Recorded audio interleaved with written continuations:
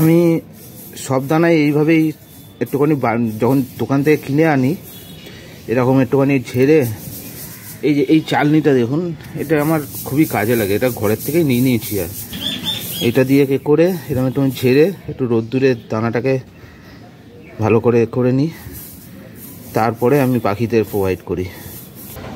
Hi friends, কেমন আছো সবাই? আশা করি সবাই ভালো আছো। ডিম সুপটবে তোমাদের সবাইকে স্বাগত। বন্ধুরা দেখুন, আমার সেই জাবা পাখিগুলো যেগুলো আগের ভিডিওতে আপনাদের দেখিয়েছিলাম, এই যে সাদা জাবাগুলো, কি দারুণ লাগছে না?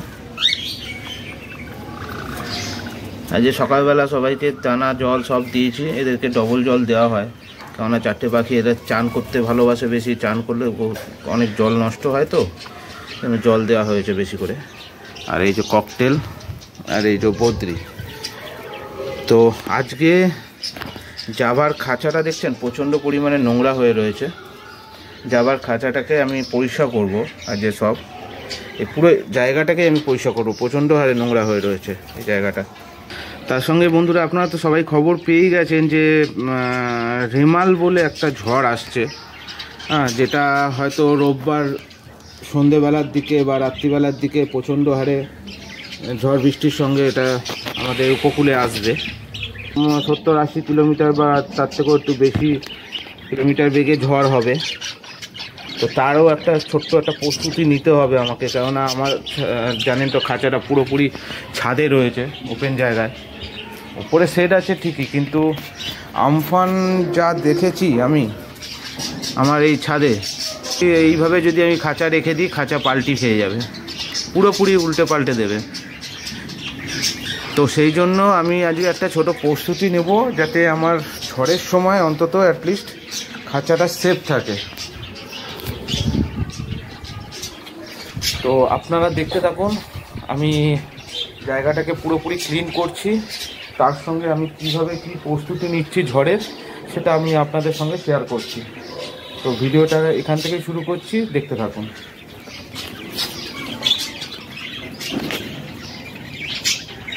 দেখুন বন্ধুরা, ভেতরটা পুরোপুরি আমি যতখানি পেরেছি আমি পরিষ্কার করে দিয়েছি। কতটা পরিষ্কার লাগছে, আর নোংরা এই দেখুন কত নোংরা বেরিয়েছে, দেখছেন? সব খাবারের দানা খোসা, তারপরে পালক, ওদের পটি সব ভর্তি, ছোলা, এই যে ছোলা রয়েছে। কষ্ট হলো ঠিকই, কিন্তু পরিষ্কারটা হয়েছে, বেশ ভালো লাগছে, পুরোপুরি ক্লিন হয়ে গেছে। এবার এই চত্বরটা পুরোটা ক্লিন করব, আমি পরিষ্কার করব। এই গাছগুলোকে আমি সরিয়ে আগে পুরো ঝাড় দিয়ে পরিষ্কার করে তারপরে আমি গাছগুলোকে আবার যেখানে যেমন ছিল তেমন সরিয়ে রাখবো। তো আগে এগুলোকে পরিষ্কার করে নিই, তারপরে আপনাদের সঙ্গে দেখাচ্ছি আপনাদেরকে।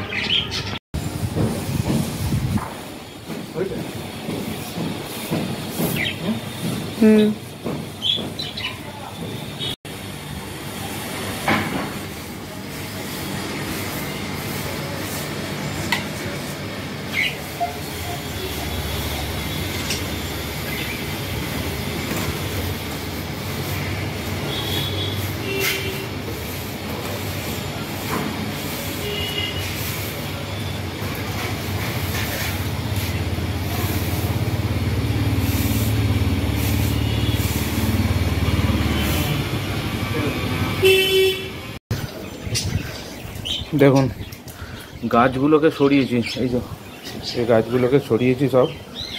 কী পরিমাণ নোংরা দেখছেন এই জায়গাটা, এখানটা আগে পরিষ্কার করতে হবে। আর অত্যাধিক হাওয়া দিচ্ছে তো সব উড়ে যাচ্ছে, যেন পুরো এই জায়গাটা মাটি হয়ে গেছে। পুরো জায়গাটাকে ক্লিন করতে হবে, তারপরে গাছগুলোকে আবার সেট আপ করতে হবে।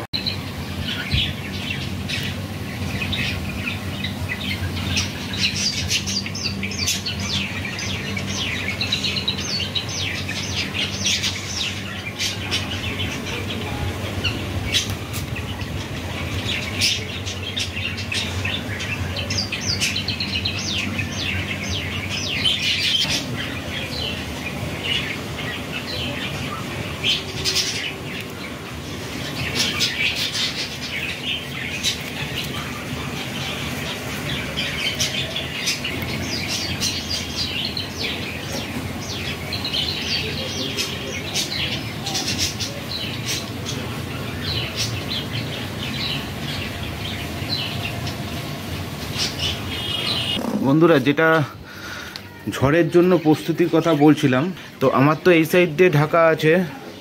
আমি ভাবছি যদি খুব ঝড়ের প্রবলেমটা হয়, আমি এই যে বদ্রির খাঁচাটাকে এটাকে এইভাবে রেখে দেবো। এইভাবে রেখে দিয়ে পুরোটাকে আমি দড়ি দিয়ে ভালো করে প্লাস্টিক চাপা দিয়ে বেঁধে দেবো। হ্যাঁ, একদম পুরো নিট পুরো প্লাস্টিক ঢেকে দেবো না, একটুখানি গ্যাপ রাখবো যাতে হাওয়াটা কিছুটা হলেও পাস হয়। একটুখানি গ্যাপ থাকলেই সেখান থেকে হাওয়া পাস হবে, ব্যাস এনাফ। কারণ ঝড়টা প্রচণ্ড জোর হবে, যেটুকু খবরে পাবো। এখানে একটা দড়ির সিস্টেম করা আছে, এইদিকে ছোট দড়ির সিস্টেম করা আছে।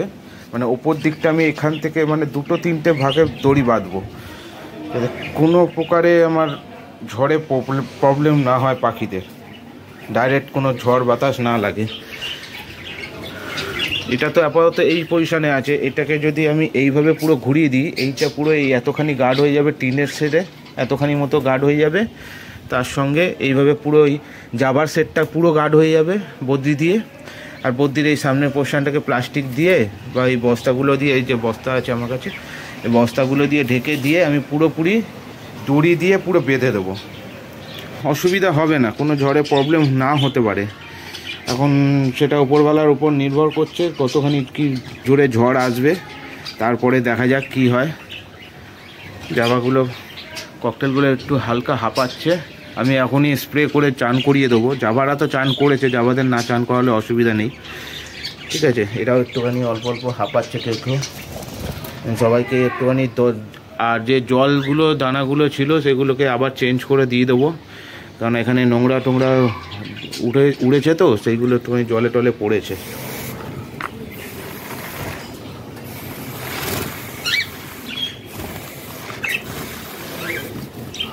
ব্যাস এনাফ বদ্রির জন্য। এবার একটুখানি ককটেলকে একটু হালকা চান করিয়ে দিই।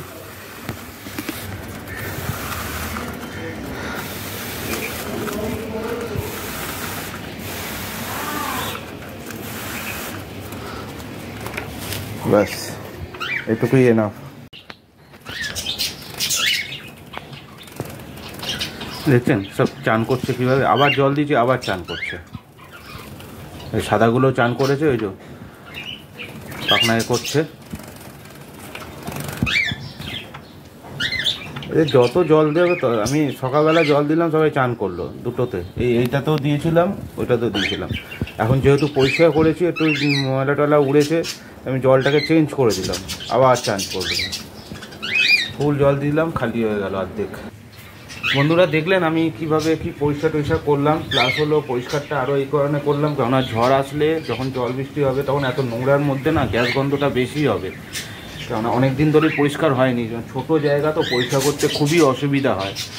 তো সেই জন্য আমি আজকে এখানে পরিষ্কার করে দিলাম, কেননা ঝড় বৃষ্টি হবে 2-1 দিনের মধ্যেই। আর কীভাবে আমি খাঁচাটাকে সেটিং করব সেটা তো আমি আপনাদের বললাম, যে আমি বদ্রি খাঁচাটাকে এইভাবে রাখবো, রেখে পুরো ব্যান্ড মানে দড়ি দিয়ে বেঁধে দেবো, প্লাস্টিক চাপা দিয়ে।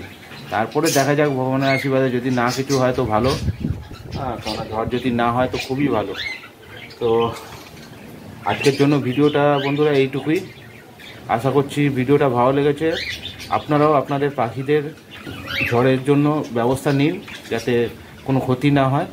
নতুনরা যারা এই ভিডিওটা দেখছেন তাদেরকে বলবো অবশ্যই সাবস্ক্রাইব করে নেবেন চ্যানেলটাকে, আরও ভালো ভালো ভিডিও পাওয়ার জন্য।